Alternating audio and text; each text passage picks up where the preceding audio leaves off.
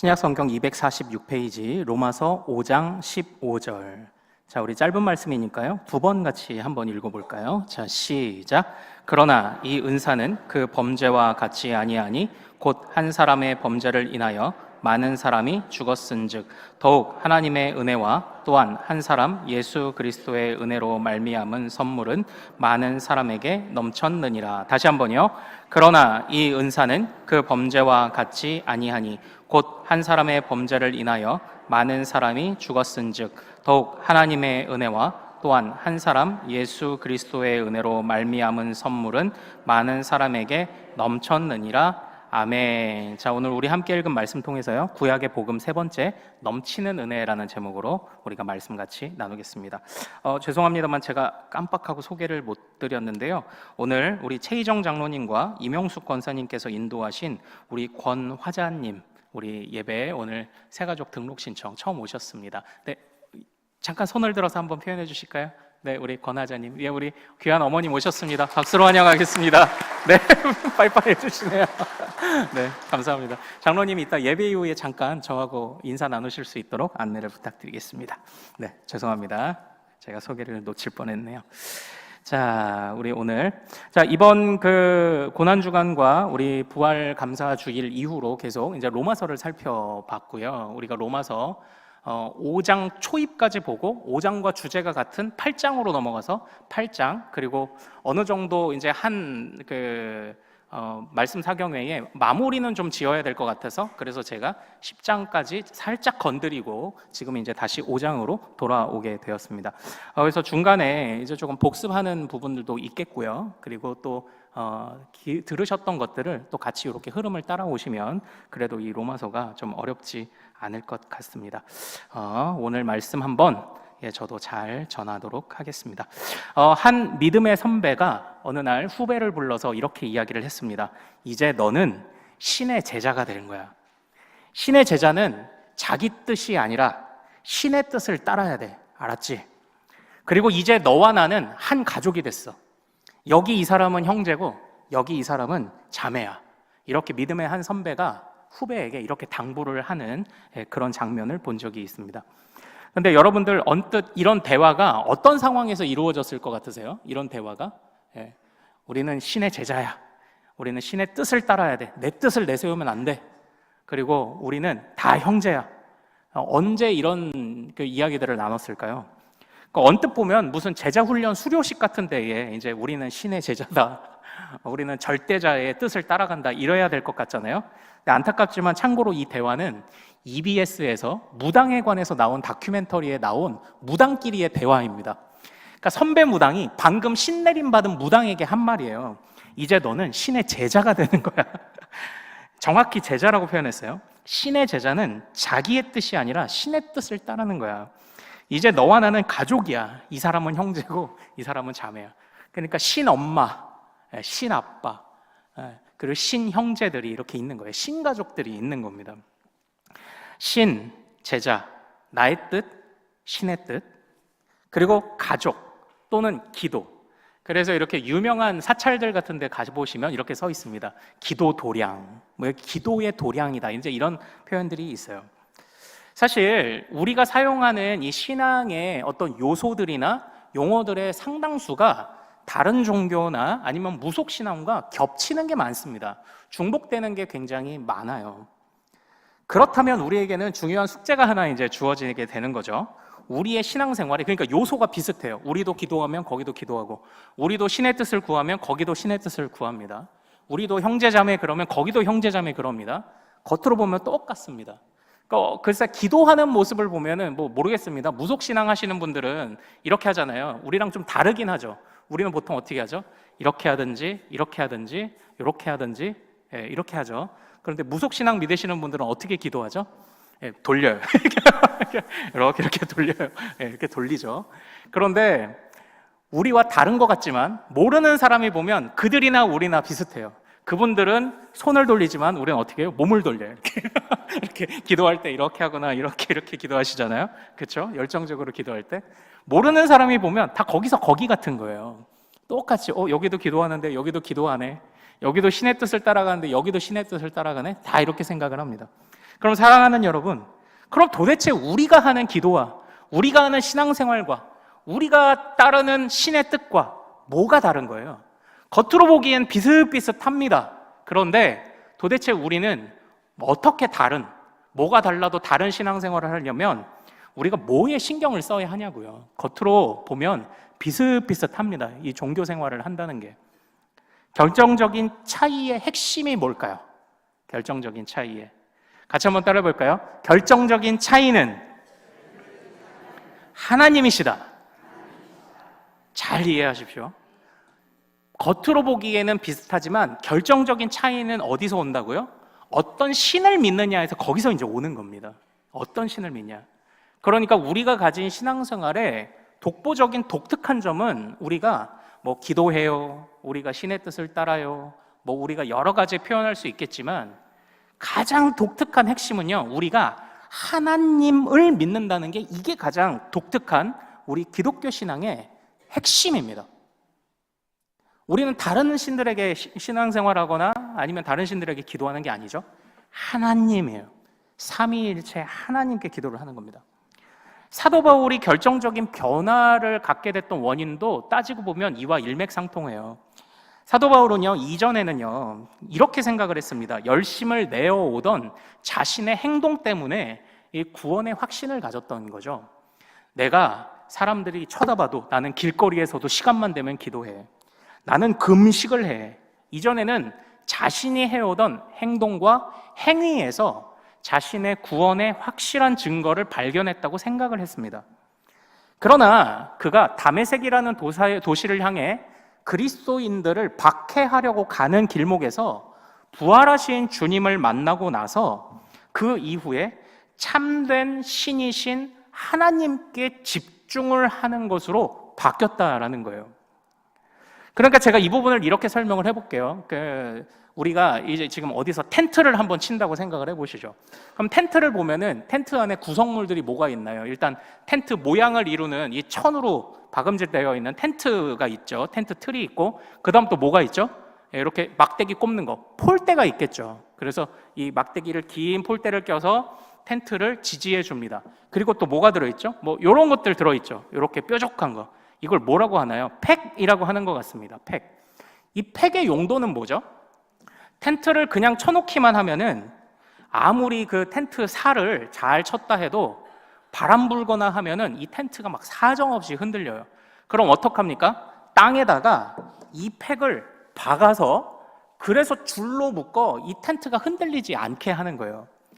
자, 그런데 비바람이 치는데 텐트를 여러분이 친다고 생각해 보십시오. 요 팩, 땅에 박아야 하는 팩을 그냥 텐트에다가 이렇게 걸어 놓는다고 생각을 해 보십시오. 그러면 잡아줄 수 있나요? 아니요, 못 잡아줘요. 흔들리는 것을 잡아주는 건 흔들리는 데다가 놓으면 안 돼요. 흔들리는 것을 버틸 수 있도록 흔들리지 않는 땅에 박아서 이 텐트를 지지해줘야 이게 견고하게 된다라는 것입니다.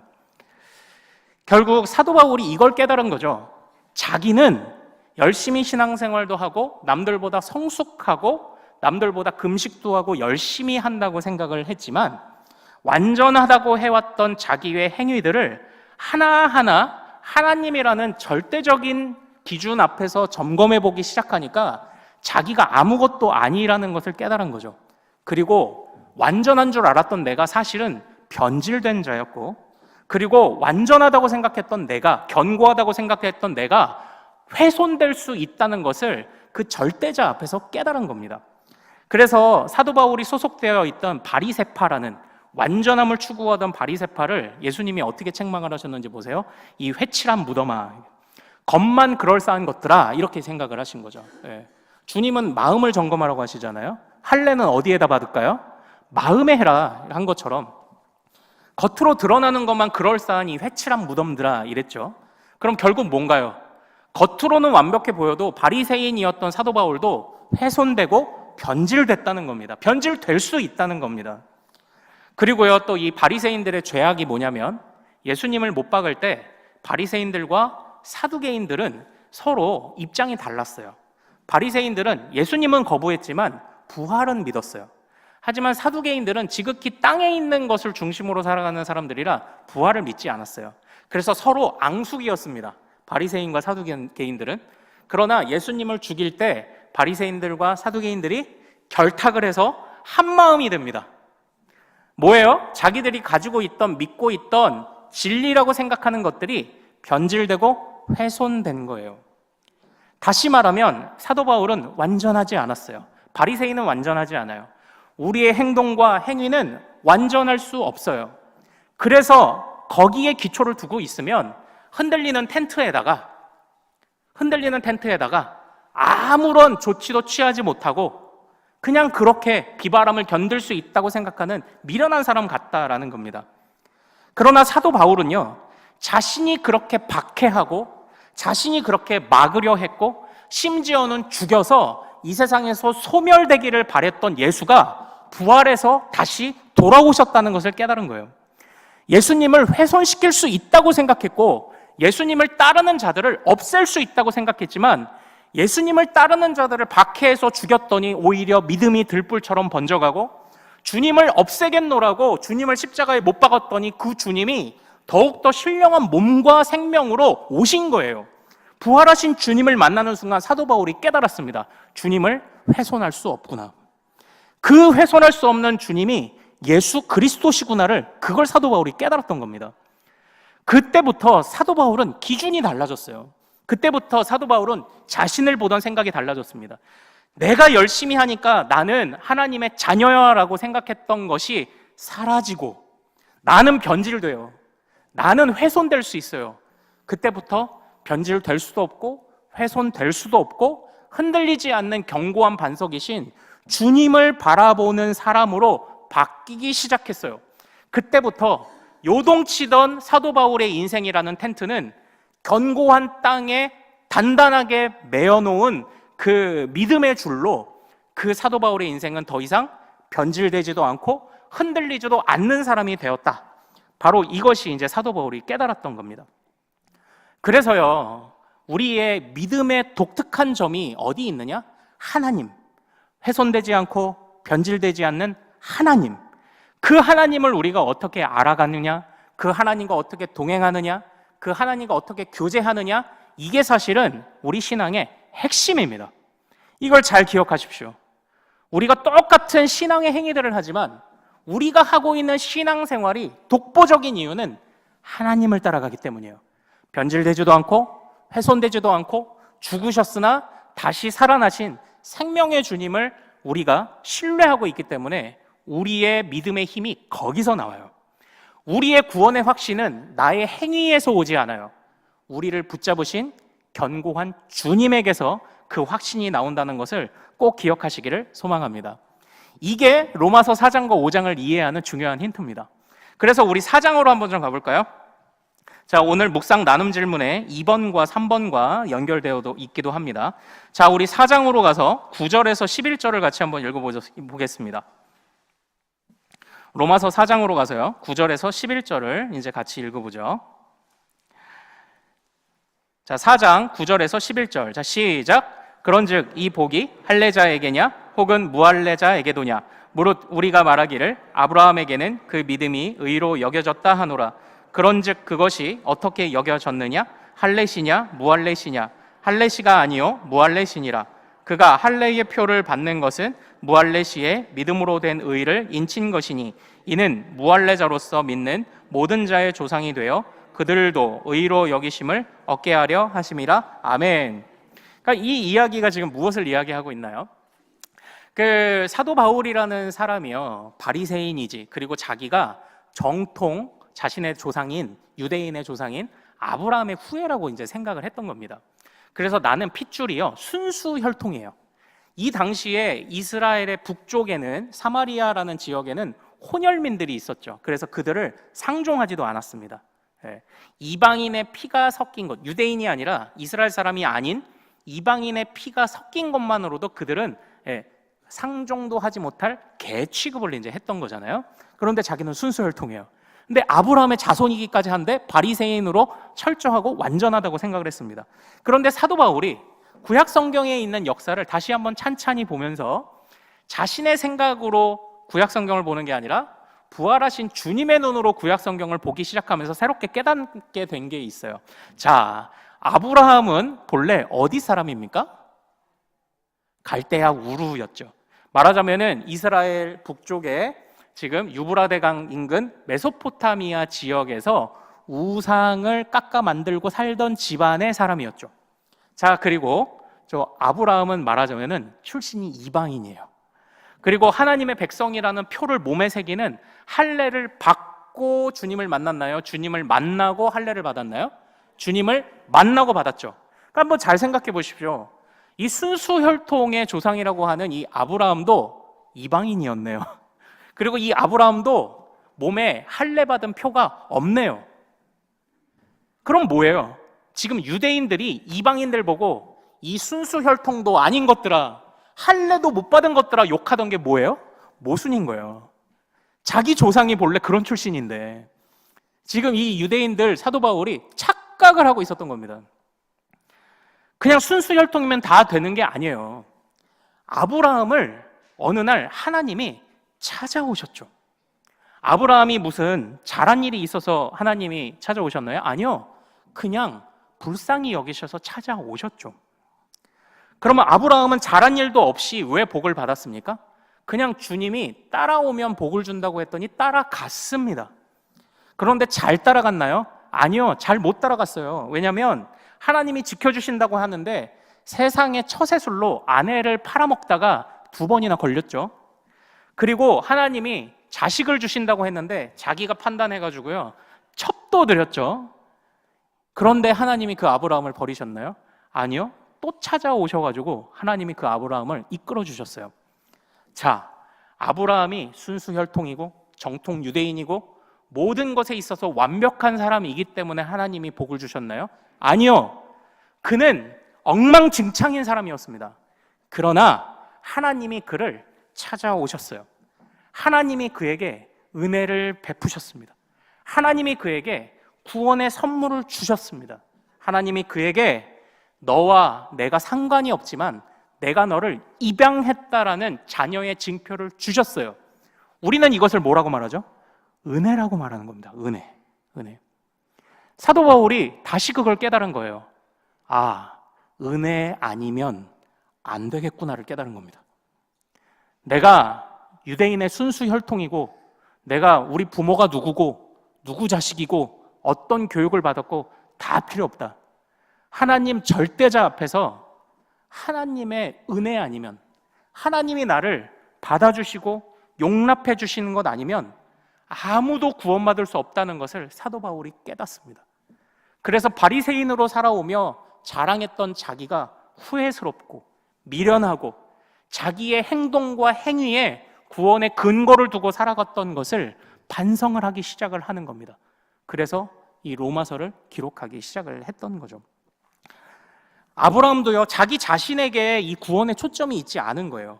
변함없으신 하나님, 변함없이 은혜를 베푸시는 하나님께 초점을 맞추고 그냥 따라간 것뿐이죠. 못 따라갔는데도 하나님이 오셔서 데려가시는 거죠. 그 하나님에게 구원의 확실한 근거가 있었던 것을 깨달았던 것입니다. 그리고 또 하나님이 이 아브라함에게 주신 은혜와 복이 뭔지를 좀 한번 우리 살펴보죠. 자, 우리 로마서 4장 12절과 18절을 읽겠습니다. 로마서 4장 12절과 18절. 자, 12절과 18절 같이 읽습니다. 시작. 또한 할례자의 조상이 되었나니 곧 할례 받을 자에게뿐 아니라 우리 조상 아브라함이 무할례 시에 가졌던 믿음의 자취를 따르는 자에게도 그러하니라. 자, 18절. 아브라함이 바랄 수 없는 중에 바라고 믿었으니 이는 내 후손이 이같으리라 하신 말씀대로 많은 민족의 조상이 되게 하려 하심이라. 아멘. 여기에서 지금 이 아브라함을 무슨 조상이라고 별명을 부르고 있습니까? 믿음의 조상이라고 우리가 이제 그 별명을 부르고 있죠. 믿음의 조상이다. 우리가 이제 이렇게 부르고 있습니다. 그런데 우리가 흔히 아브라함을 믿음의 조상, 뭐 찬양도 불렀잖아요. 믿음의 조상 아브라함은 뭐 이렇게 해서 노래도 우리가 불렀는데 아브라함이 믿음의 조상이라고 말할 때 우리는 보통 어떤 의미로 그것을 이해합니까? 아, 우리도 믿음을 보여서 친척 본토 아비집을 버리고 주님을 따라 나선 아브라함처럼 우리도 그 믿음을 본받아야지, 우리도 그렇게 되어야지, 보통 이렇게 생각을 합니다. 그러나 이 우리가 읽은 12절과 18절은 단순하게 그렇게 표현하고 있지 않아요. 다시 말하면 아브라함이 믿음의 조상이라고 했을 때 아브라함 같은 믿음을 너희도 가져라라고 목표만 던져줬다고 생각하며 끝내지 않습니다. 목표만 던져주고 너희도 이런 목표를 달성해라라고 거기서 끝내지 않으셨다는 거예요. 이게 어떤 얘기냐면, 제가 이제 다큐멘터리 같은 걸 좋아해서 병원에 관한 다큐멘터리도 이제 좀 여러 편 본 기억이 있고, 또 실화를 바탕으로 하는 이제 병원 드라마 같은 것들도 이렇게 보는데요. 사실 환자로 이렇게 오시는 분들의 사연을 보면 진짜 기가 막힌 사연들이 너무 많아요. 너무 안쓰러운 상황들이 너무 많은 거예요. 어떤 한 임산부가 나왔는데 한 30주 정도 되는데요. 그런데 첫째 아이도 그렇고 둘째 아이도 임신한 중에 아이가 어떤 유전적인 질병으로 인해서 자꾸 사산되는 겁니다. 아이가 뱃속에서 죽는 거예요. 그럼 아이가 뱃속에서 죽으면 어떡해요? 그냥 놔둬요? 아니요, 유도분만 시켜요. 똑같이 진통을 앓으며 출산을 하는데, 그런데 아이를 안아보지 못해요. 아이의 울음소리를 듣지 못해요. 내 배 아파서 낳는데. 그리고 그렇게 출산하면 어떻게 됩니까? 젖은 불어가지고 짜내야 되는데 먹일 아이가 없는 거예요. 그러니까 이 젖이 마를 때까지 그 젖을 짜내는데 하루하루가 내 뱃속에서 품다가 그저 죽어간 아기 생각에 울부짖으며 젖을 짜는 엄마의 이야기가 나오는 거예요.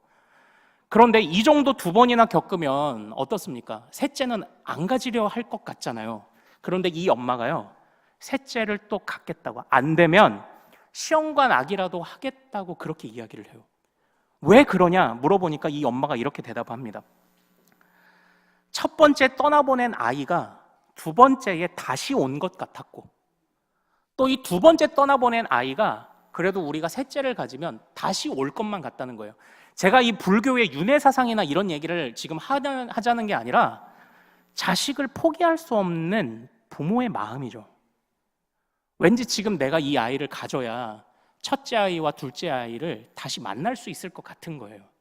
자식을 포기하지 않는 그런 엄마의 사연이 나왔어요. 또 어떤 임산부는 임신 중에 암이 발견됐어요. 그래서 결정해야 돼요. 출산을 하고 항암 치료를 할 거냐? 아니면 아이를 낙태시키고 항암 치료를 할 거냐? 여기에서 뭐 어떻게 선택하든 이 엄마의 생명이 이제 중요하니까, 우리 기독교도 이제 낙태를 반대하지만 그러나 산모의 생명이 위독한 경우에는 그래도 우리가 좀 여지를 두죠. 그런데 어떤 엄마들은요, 자기 몸이 상하는지도 모르고요, 항암 치료를 미뤄요. 그리고 출산을 합니다. 그리고 또 제가 이전에 같이 생활했던 저희 교구 식구는요, 아이가 초등학교 때부터 자꾸 간암이 걸려요. 한번 수술해서 그러려니 했는데 2년 지나니까 또 제발 4-5번을 수술을 했어요. 그러다가 도저히 더 이상 잘라낼 간이 없어서 엄마가 간을 이식해 주었습니다. 그런데 안타깝게 이 아이가 작년에 하나님의 부름을 받았어요. 그러나 생각을 해보십시오. 이 모든 이야기의 중심엔 뭐가 있나요? 포기하지 못하는, 포기할 수 없는, 자식을 포기할 수 없는 부모의 마음이라는 게 있는 거예요. 부모는 자식에게 야, 너 건강해야 돼, 너 잘 자라야 돼 라고 목표를 주기도 해요. 그러나 부모는 목표만 주지 않아요. 내 살을 찢어서라도 그 목표를 달성할 수 있도록 도와주는 게 부모예요. 진짜 부모예요, 그게. 사도 바울은 지금 그 아버지의 사랑을 예수 그리스도의 찢겨진 몸에서 발견한 겁니다. 나를 포기하지 않으시려고 주님이 자신을 주셔서 십자가에서 찢겨 주셨구나. 그런데 그 주님이 부활하셔서 나는 변질되고 훼손될 수 있지만 변하지 않고 흔들리지 않고 훼손될 수도 없고 견고한 반석이신 주님의 생명으로 나를 채우셨구나. 사도 바울이 지금 이걸 깨달은 겁니다. 그래서 아브라함이 믿음의 조상이라고 할 때 단순히 너희도 아브라함처럼 친척본토 아비 집을 다 버리고 떠나가는 믿음의 결단을 해가 아니라 그렇게 할 수 있도록 내가 도와줄게. 아브라함을 도와줬던 것처럼 무할례자여도 괜찮고 이방인이어도 괜찮고 세상에 어떤 잘난 조건을 가지고 있지 않아도 아브라함에게 그렇게 하셨던 것처럼 모든 영적인 아브라함의 자손들에게 동일한 은혜를 부어줄게라는 약속의 징표를 아브라함이 믿음의 조상이라는 이름으로 주신 거예요. 하나님의 풍성한 넘치는 은혜의 징표를 그것을 통해 주셨죠. 목표만 주지 않으세요. 목표만 주면 부모가 아니에요.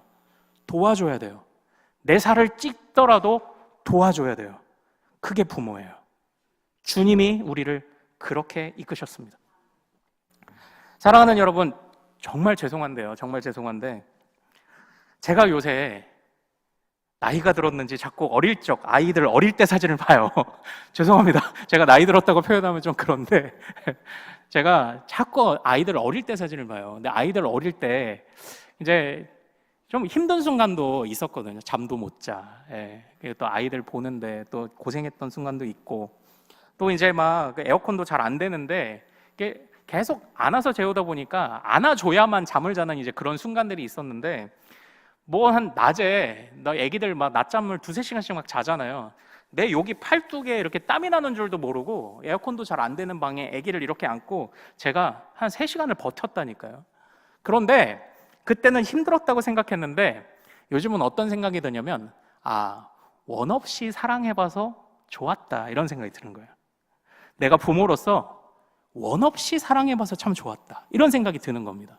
그러니까 조금씩 하나님이 하나님의 아버지의 마음을 주시는 것 같은 거예요. 나도 그래, 내가 땀띠가 나고 내가 좀 상하고 내 몸을 찢어서라도 내 자식을 그렇게 사랑해보는 그런 원 없는 사랑 한번 비슷한 것을 해봤던 게 스스로도 좀 대견하고, 물론 저는 지금 완벽한 부모 아니에요. 그러나 그것이 또 밑거름이 되어서 좀 잘해보고 싶은 그런 마음들이 또 들고, 내 자식을 포기하지 않고 싶은 마음들이 또 들고, 그런 마음이 드는 거죠. 왜냐? 주님이 나를 그렇게 대하신 아버지이시니까. 이제 나도 그걸 조금 배워가는 것 같은 거예요. 우리 옛날에 어머니들은요, 지금은 뭐 풍성하지만 옛날에 뭐 병원 갈 돈도 없고 어려운 시절에는 어떤 어머니의 사연이 나왔는데, 이 어머니의 새끼손가락에 흉터가 많아요.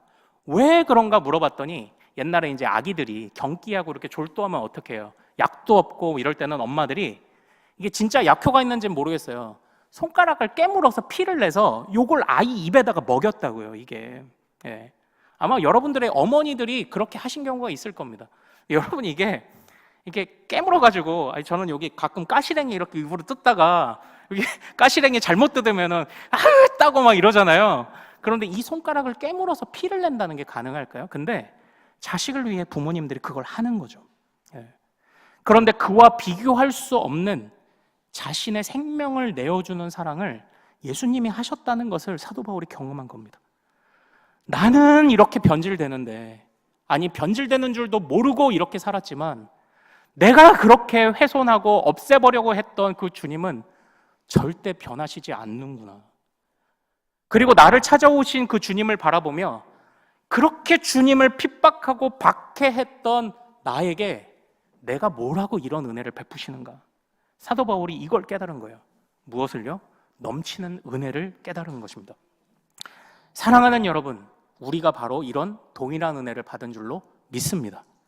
그래서 이제 5장에서 사도 바울이 지금 현재의 우리의 상태를 고백하기 시작을 해요. 자, 5장으로 가서 우리 6절부터 8절까지 6절, 7절, 8절을 읽어보겠습니다. 자, 5장 6절, 7절, 8절을 읽어보죠.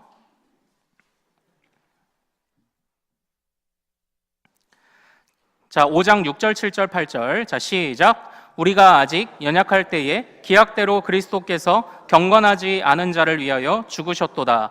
의인을 위하여 죽는 자가 쉽지 않고 선인을 위하여 용감히 죽는 자가 혹 있거니와, 우리가 아직 죄인 되었을 때에 그리스도께서 우리를 위하여 죽으심으로 하나님께서 우리에 대한 자기 사랑을 확증하셨느니라. 아멘. 여기서 주님이 우리에게 어떤 사랑을 보이셨다고 말합니까? 우리가 아직 연약할 때, 주님을 모를 때, 아직 죄인일 때, 어떤 이쁜 것도 어떤 조건도 찾아낼 수 없었을 그때 주님이 먼저 오셔서 우리를 은혜와 사랑으로 건지셨다고 고백을 합니다. 내가 거룩하니 너희도 거룩하라 라는 명령을 주셨지만 거룩하라는 목표를 홀로 따라오도록 놔두시는 것이 아니라 실제 그 목표를 향해 거룩해지도록 주님이 우리에게 오셔서 무한한 은혜와 사랑으로 우리를 이끄셨다고 고백을 하고 있습니다. 어떻게 해요? 우리가 아직 죄인일 때에. 이것이 주님의 은혜와 사랑이라고 고백을 합니다. 친히 자신의 몸을 내어주신 사랑, 그리고 변함없이 찾아오시는 은혜, 우리가 믿고 신뢰하는 주님이 바로 이렇게 넘치는 은혜와 사랑의 아버지이신 것을 우리가 항상 가슴에 새길 수 있기를 소망합니다. 그러므로 우리는 어디에 초점을 맞추고 신앙생활을 해야 할까요? 마땅히 사랑과 은혜가 풍성하신, 변하시지도 않고 훼손되지도 않고 소멸되지도 않으시며 죽음도 그를 막을 수 없는 무한하신 은혜와 사랑의 아버지께 우리의 초점을 항상 맞추며 살아갈 수 있기를 소망합니다. 그래서요, 이 5장에서 이어서 이제 5장의 두 번째 단락에서 이렇게 고백합니다. 14절과 15절을 같이 읽어보죠. 오늘은 여기를 이제 잠깐 맛을 보고 이제 마무리를 지을게요. 14절과 15절을 읽겠습니다. 그리고 17절을 읽어보죠. 14, 15절 그리고 17절. 자, 읽습니다. 시작. 그러나 아담으로부터 모세까지 아담의 범죄와 같은 죄를 짓지 아니한 자들까지도 사망이 왕노릇하였나니 아담은 오실자의 모형이라. 그러나 이 은사는 그 범죄와 같지 아니하니 곧 한 사람의 범죄를 인하여 많은 사람이 죽었은즉 더욱 하나님의 은혜와 또한 한 사람 예수 그리스도의 은혜로 말미암은 선물은 많은 사람에게 넘쳤느니라. 17절. 한 사람의 범죄로 말미암아 사망이 그 한 사람을 통하여 왕노릇하였은즉 더욱 은혜와 의의 선물을 넘치게 받은 자들은 한 분 예수 그리스도를 통하여 생명 안에서 왕노릇하리로다. 아멘. 지금 여기서 한 사람, 첫 번째 사람 누구를 지금 거론하고 있습니까?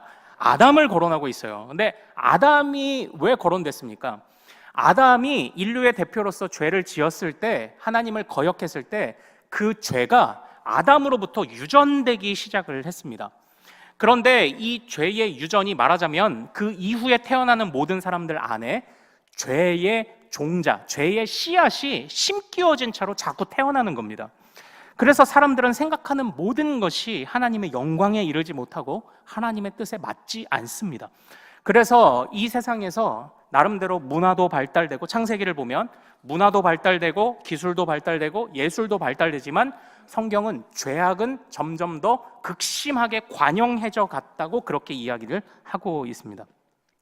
그런데 지금 이 한 사람, 첫사람 아담은 실패하여 그 후손들에게 좋은 것을 주지 못하고 죄의 씨앗을 넘겨주었지만, 그러나 예수님은 지금 둘째 아담으로 오셔서 첫사람 아담의 실패를 이기는 새로운 생명의 씨앗을 우리에게 주셨다고 말씀하고 있습니다. 언제부터요? 주님의 부활로부터 그것이 시작됐다고 말하는 거예요.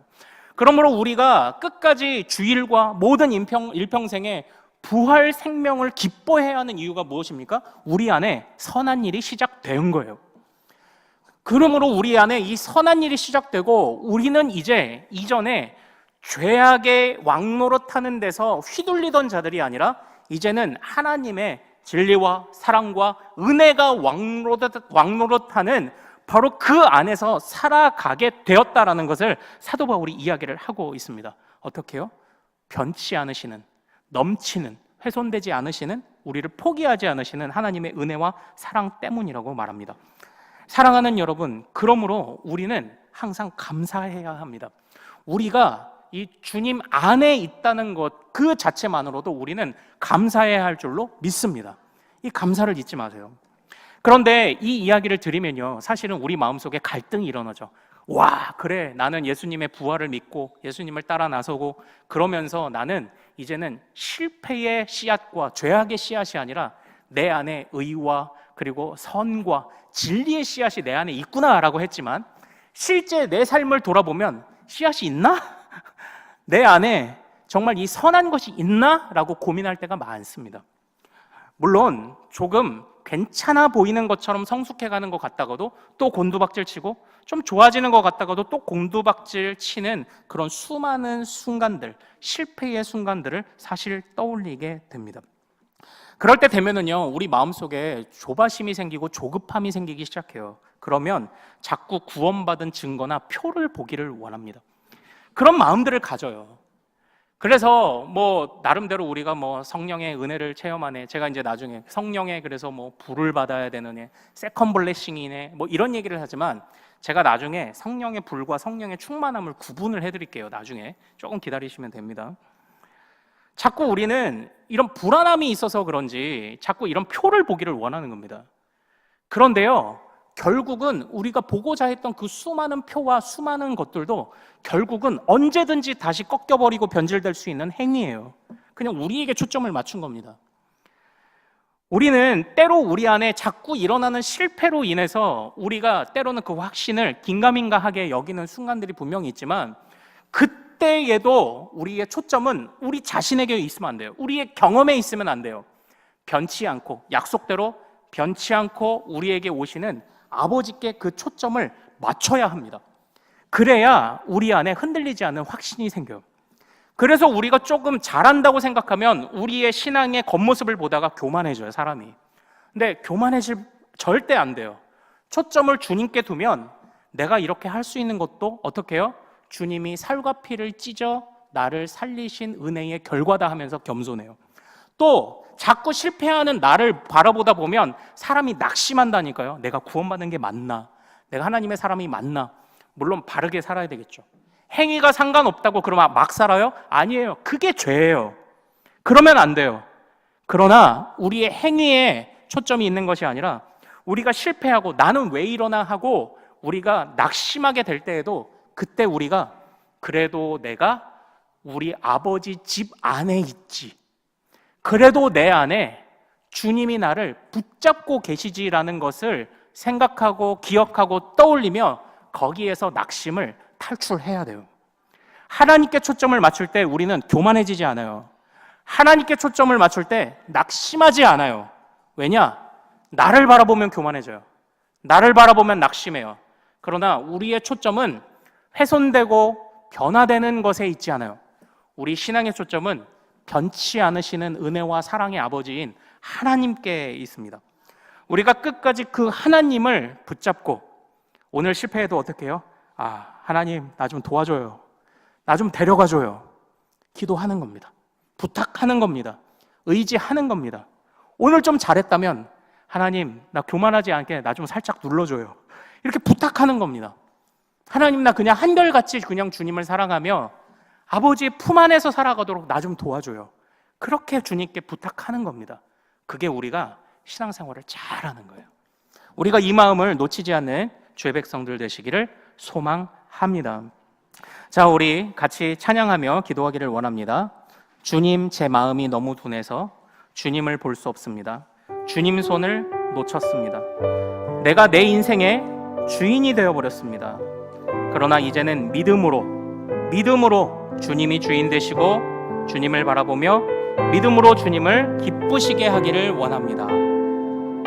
같이 찬양합니다. 주님, 제 마음이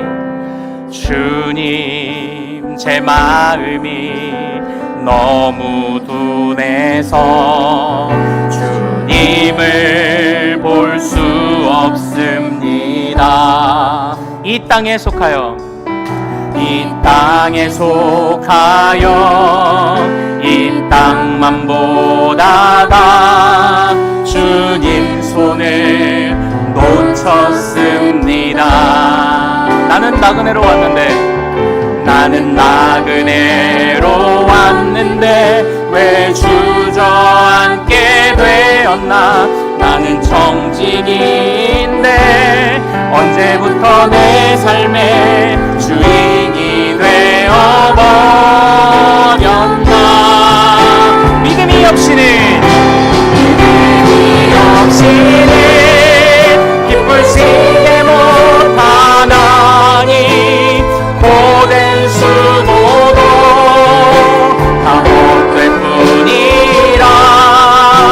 믿음이 없어서 무너진 삶의 모든 자리에 다시 주님을 기다립니다. 주님, 제 마음이 너무 둔해서 주님, 제 마음이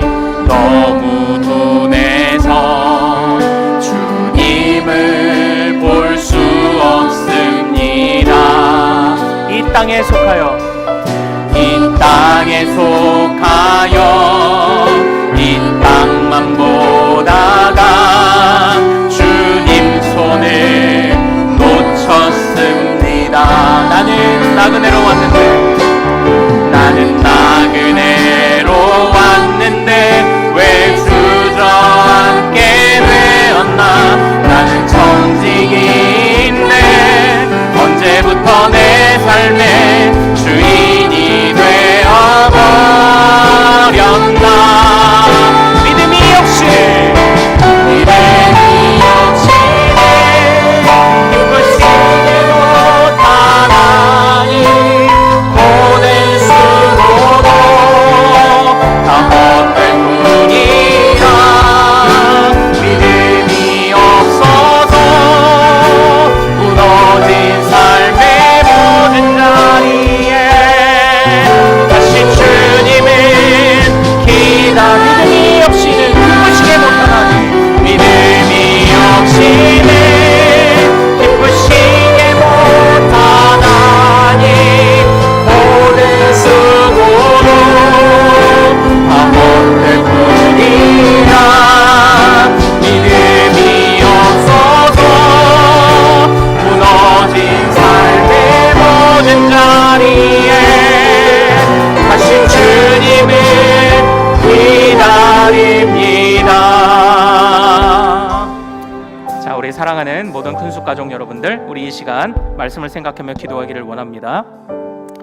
잘 하고 있는 것 같다가도 또 우리의 삶이 무너지고, 또 무너진 것 같다가도 또 어느 날 괜찮아졌다가, 이 괜찮아짐이 좀 오래 가기를 바라는데 또 무너지고, 때로는 교만해서 사람을 잃고, 때로는 교만해서 사랑을 하지 못하고, 때로는 낙심해서 다른 사람의 사랑을 받아들이지도 못하고, 주님을 찾지도 못하고, 우리 안에 있는 주님이 부여하신 귀중한 은혜와 사랑을 누리지도 못하고 써먹지도 못하고, 세상에 금방 사라져버릴 것들과 세상에 금방 훼손돼 버릴 것들의 가치를 두고 살다가 정말 흔들려버리는, 여기저기 수많은 풍랑에 흔들리고 마는 그런 인생을 주님 살지 않기를 원합니다.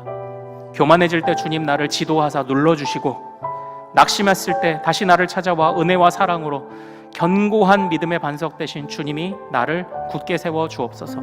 내 모든 초점을, 내 모든 신앙생활의 초점을, 내 인생의 초점을 주인 되시고 따뜻한 사랑의 아버지 되신, 은혜의 아버지 되신 주님께 맞추어 살기를 원하오니 주여 도와주옵소서. 나를 포기하지 않으시는 사랑의 아버지 하나님이여, 또한 우리가 우리 자녀들에게 그런 부모가 되게 하옵소서. 목표만 주는 부모가 아니라 목표를 이룰 수 있도록 도와주는, 내 살이 찢겨도 도와주는 그런 부모가 될 수 있도록 도와주옵소서. 자, 우리 말씀 붙잡고 주여 한번 크게 부르고 같이 기도합니다. 주여!